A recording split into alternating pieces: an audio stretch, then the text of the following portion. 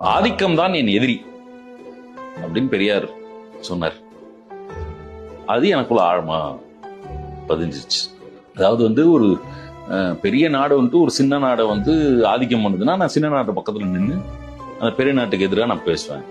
அந்த சின்ன நாட்டிலே ஒரு முதலாளி ஒரு தொழிலாளி ஆதிக்கம் பண்ணான்னா, நான் அந்த தொழிலாளி பக்கம் நின்று அந்த முதலாளியை நான் எதிரா பேசுவேன்.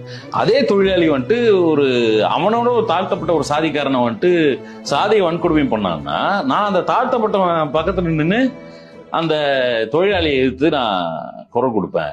அந்த தாழ்த்தப்பட்ட அவன் வீட்டுக்கு போய் அவன் பொண்டாட்டியை ஆதிக்கம் பண்ணான்னா, நான் அவன் பொண்டாட்டி பக்கம் நின்று அந்த தாழ்த்தப்பட்டவனுக்கு எதிராக பேசுவேன்.